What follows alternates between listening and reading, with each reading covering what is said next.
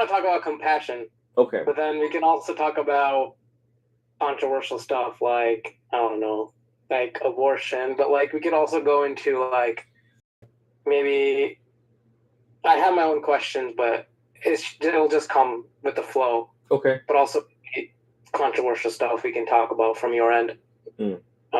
Whatever you feel like. But that's it. No script. Sure. Just having conversation. Sure. Okay.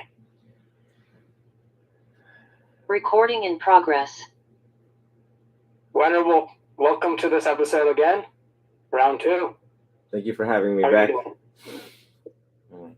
Awesome. So, how do we build compassion?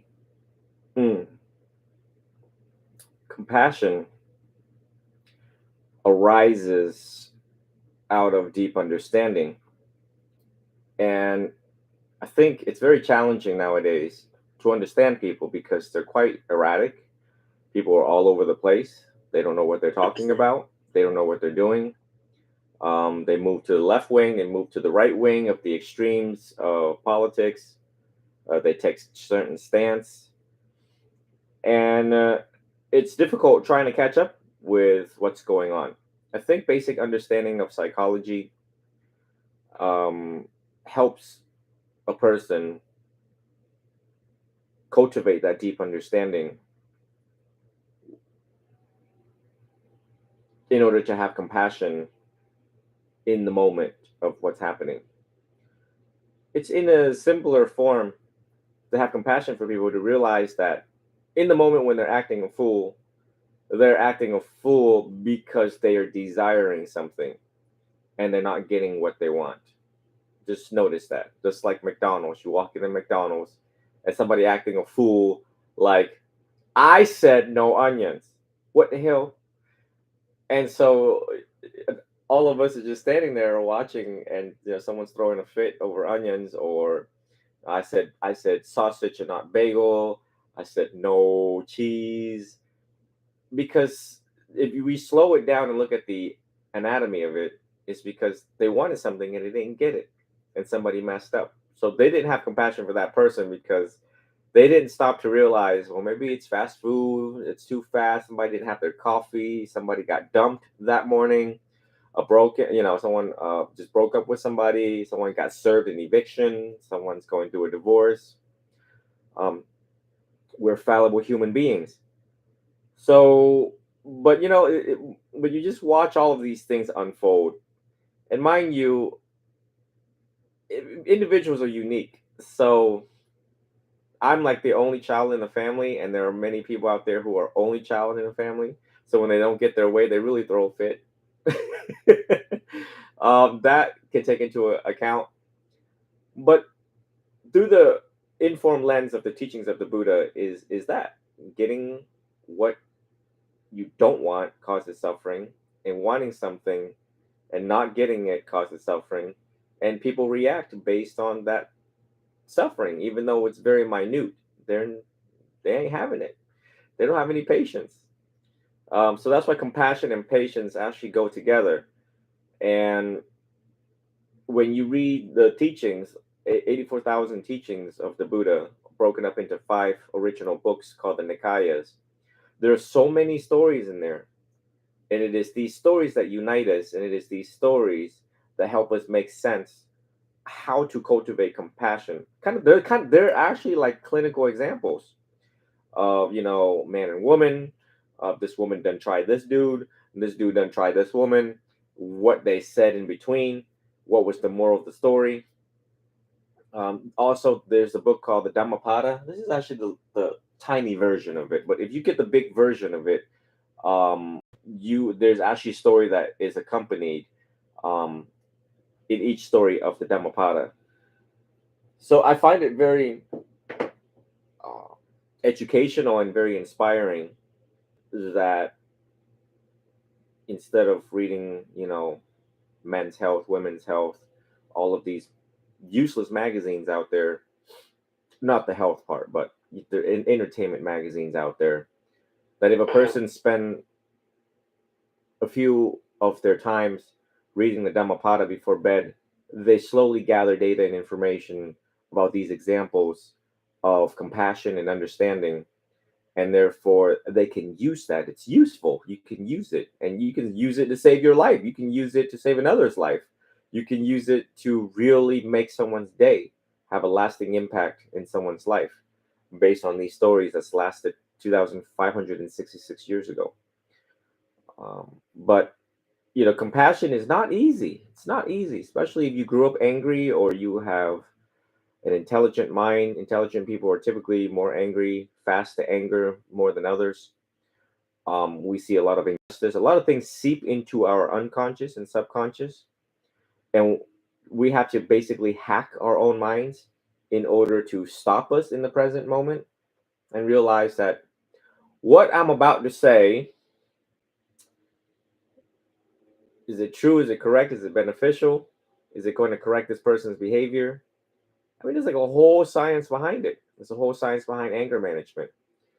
But the more you expose yourself to the teachings, the triple gem, the Buddha, the teachings of the Buddha, and the examples from the monastic order, being with a monk who is authentic, experienced, qualified, true, and authentic, through time, you model that behavior. You realize, wow, he's really chill. Maybe I should chill too, because, walking around with high blood pressure is no joke. Walking around, waiting for a stroke is not a good thing based on the anger. And with all of this combined together, compels a person to really want to change, to have a compassionate heart. Um, and you got one life to live. You really want to live it well, from A to Z. There's a lot of grumpy old people out there. All you got to do is walk into a nursing home. Exactly. So, is compassion like a state of mind that's not aggressive? Like, how would you define the state of mind as being compassionate? Like, it's just that is it not being aggressive towards other person, like emotionally aggressive, or is it something more to it? Like in terms of feeling a certain way while you are controlling your reaction to the other person.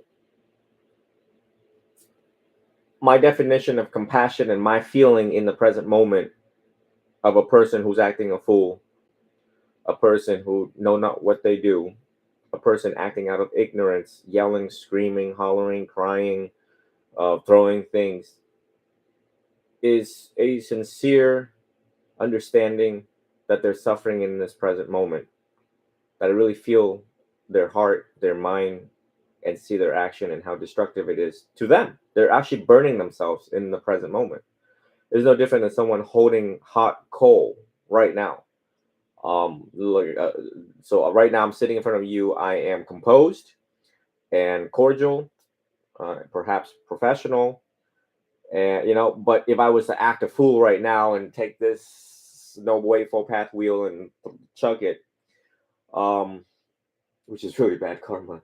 But if I were to like just grab all of this book and just throw it across the room and cuss and scream and yell and holler and rip my robes in half, essentially what you're witnessing is someone who is severely suffering. They have now been enslaved into the mind of aversion, where it's burning. They're literally on fire. So the Buddha call it the fires of hatred, the fire of anger. And that's what I see. In our previous talks, I told you when I sit on a city bus, I see everyone as skeletons. Sitting in front of me is actually a real skeleton named Stan. Um, and there's a skeleton in my room so that I can do death meditation. And really, when I see Stan, I see me. But yeah, I have compassion for people in the bus because I see that they're impending deaths. They're going to die. And I apologize for all the dings. We're just ticking time bombs. And again, when someone is acting a fool on a bus, now not only they are a skeleton, they are a skeleton on fire. That is a lot of suffering. So we can go the academic. Let me see what the academic um, description of compassion. It is sympathetic pity and concern for the sufferings or misfortunes of others. Mm. And so, that's dictionary.com.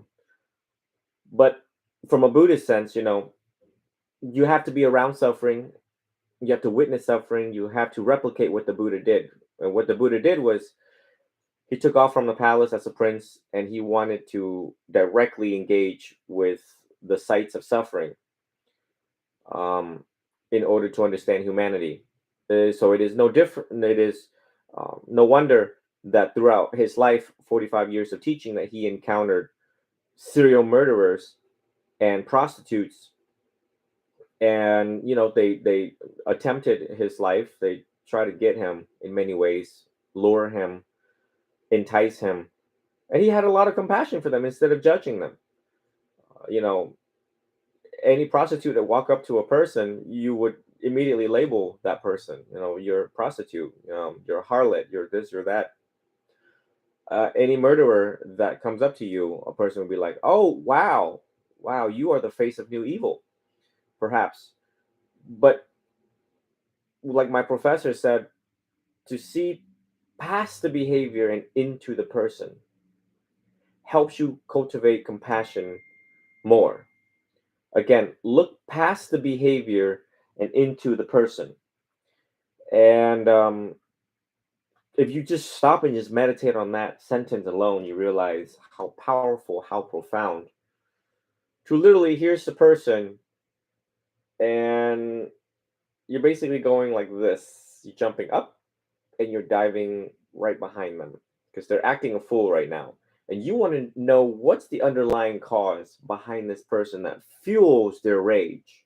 What's fueling your rage? What's fueling your depression? What's fueling your sadness? What is the root cause of the problem? In Buddhism, we are always concerned with the root cause of the problem. And mind you, I've been on both sides of the psychotherapy tables, me doing psychotherapy on people and me receiving psychotherapy. And never once in 7 therapists that I have been to myself, direct examination, direct hypothesis and testing, none of them asked me, what do you think the root of your anger is? What is the root of your sadness? What is the root of your compulsive buying, retail therapy? What is the root of you drinking alcohol? Never did they ask that. I'm starting to think that they don't ask it because it could cure the problem. Yeah. So, and of course, on the ethical sides of psychotherapy, some therapists really just drag on as many sessions as they can so they can build the insurance company. And when you look at my program and the samples of how I conduct my own counseling sessions, I want to fix this human as fast as I can, and we got to get, by the time they reach me, we're already on fire. And I need to get to the root cause of the problem so that I can start unearthing, digging, um, the story and how deep it is. Yeah, so I didn't tell this to anyone, but I do have a therapist, but now I have to pause the therapy because of my financial situation. So I don't think recently my therapist really helped me out that much. And I'm starting to question what you just said, that what is the root cause of the behaviors that are coming out of me and the problems I've faced. And it's kind of really disappointing to see how a profession like being like counseling can just extend the therapy sessions over and over and not like really ask the main question, what's the root of your problem? Mm. And my question to you is like what are the habits that a person need to do? Like if that person is struggling in all aspects of their lives, and they're really like bummed down from life. Nothing is going right. Uh, Everything is just going downward. They're just like holding on to anger, resentment. Maybe they know all these Buddhist teachings. Maybe they know self-improvement philosophy, but their internal state, their own biology is like kind of pushing them downhill. Mm. So how would you advise that person to live? The complicated organisms that we are, it's interesting. We typically change every 5 years. Our views change as our world change and the people that's in our lives. And so it's easy to feel down. It's easy because so the Buddha taught that to be aware of your senses. When you wake up in the morning, eyes, nose, ears, but typically humans, we use our eyes and ears a lot. We watch, we compare. Social comparison destroys one's happiness, expectation, and desire. Those three things causes accumulated despair over time. Why can't I be like my friends? Why can't I make that money right now? Why can't I get this job? Why can't I get into this school? And so on and so on. And so it's very frustrating because we don't have the patience. And we don't have the patience because we internally, unconsciously, and subconsciously realize that we're running out of time. So the younger you are, the more intense it is versus the older you are. Because number one, you don't have the coping skills yet and the pressure to succeed because of expectation and views of the world and comparable cohorts. So you're like, damn it, what the beep? Like it's real. You start throwing stuff in the room. But to realize, like I said, not getting what you want right now could be a stroke of good luck, and karma's got a agenda for you. You just really gotta trust the workings of the universe that maybe right now it's not safe to go into certain professions or schools, or it's not right, you know, and karma's going to line everything up for you. What is important during this time of waiting that you don't stop learning and don't stop meditating, because that will contribute to your happiness slowly as you're trying to make sense of what's happening. And I'm 36, so there's nothing that y'all have done that I have not done. And how I try to take my life so many times because of accumulated despair in my own life. And I publicly spoke about this in my younger days, when I was a very young interpreter. Everything sucked. My family sucked. Everything sucked. And I wanted to take my life. And I had access to a gun. And I couldn't take my life because I realized that, well, I'm the only guy in Florida, so it seems, that is handling all of these very big cases, especially cancer cases. So if I die, who's going to take care of my patients? And perhaps my job prevented me from taking my life so many times. So I understand the intensity and magnitude of that depression and anxiety waking up. So all these things arises because we don't see things as they are, and we don't think alternatively what's happening in our lives. We're so focused on that one thing, one pointed concentration focus on that one thing, that it brings disappointment when we give much thoughts to it. When we are alone, when we're in the shower, when we're brushing our teeth, it's a perpetual cycling because we're trying to figure it out.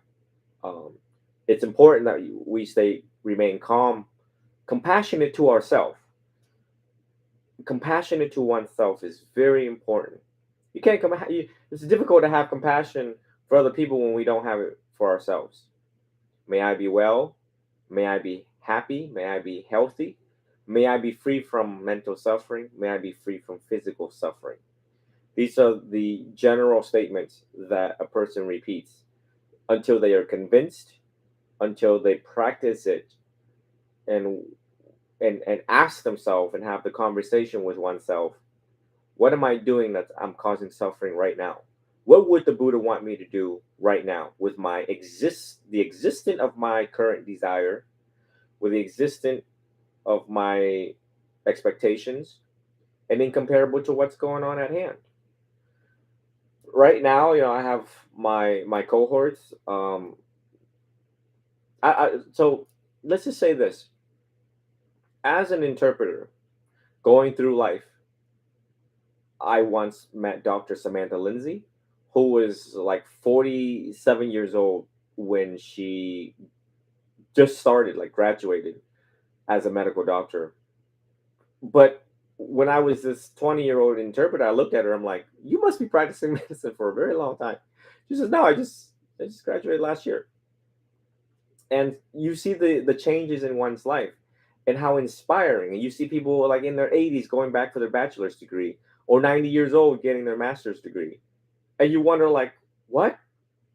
And when I myself was in college at Ecker College, during orientation, we had a couple people with their masters that said, yeah, it took me 20 years to get my master's, but eventually I got it. And I realize I'm one of those people. I realize I'm one of them because of the changes that's in my life. And I'm okay with that. I set a standard for me back in the day that I was going to become at least 27 years old. I need to have a doctorate in psychology. That's it. 27. No if buts about it. Then, of course, my grandmother died on my senior year at Ecker College. And I went whirling and spiraling. So it's like, yeah, I didn't get what I really want and what I really planned for my life. But you don't see me beating myself up all day every day. It's pointless. It's pointless. And again, it's not good for your health. Truly, it's not good for your health. I hope that answers that. Yes. What made you turn your life back around? You said after your grandma died, after you had suicidal ideations. Like, how would you turn your life back around after that internal feeling of depression? Well, I started focusing on my strengths versus weaknesses. That's really important. And psychological research reminds us of that, to focus on your strengths, to remind yourself how intelligent you are as a human. That's what separates us from the other organisms and in the animal realm. We're animals just like any other animals. What separates us is, Homo means human, and then sapiens means intelligence.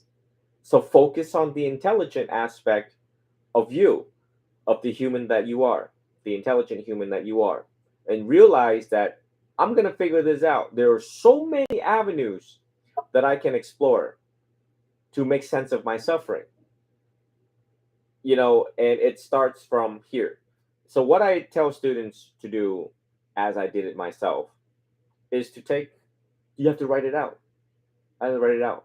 The amount of suffering that people go through because they don't write things down. They literally try to figure it out in their head over and over again, but you don't have a plan. When you write it out, you realize, oh, this is where it could possibly fail, and this is alternative, and this is so and so. And I charted my life. I had the determination that I was going to use my intelligence for the right reason, rather than just wallowing in sadness, this perpetual vicious cycle of demons in my mind. That I was going to make sense of this, get past it, a determination and willpower to get past this damn thing and move on. No one's got time to sit here and wallow in sadness for years on end. It's enough. Enough is enough. So you got to be sick and tired of being sick and tired to have that propulsion. And hopefully, you just have this ta-da, this light bulb moment one morning. I did it without not a lot of encouragement. I didn't have a lot of encouragement around me. I did it during my 1 year silent retreat. It was really tough. It was really tough. It was the toughest thing ever. but I realized that it was necessary. The necessary losses in order for us to grow. And you have to understand that sometimes in life, the more you lose, the more you gain later. Um, Losing is awesome. And there's books written on that too, how to win at losing. And eventually, when you look at my life, you see that, yeah, I've lost so many things so many times, but yet still, I was homeless 3 times. I lost everything 3 times in my life. Uh, and you just bounce back up. Our incredible, amazing power to remain resilient, the qualities of a human to remain resilient. And I think that people don't fully grasp that until you read stuff like Viktor Frankl, Man's Search for Meaning, which I think you've read yourself, yes? Yes, I had to read it for a religion class. Right.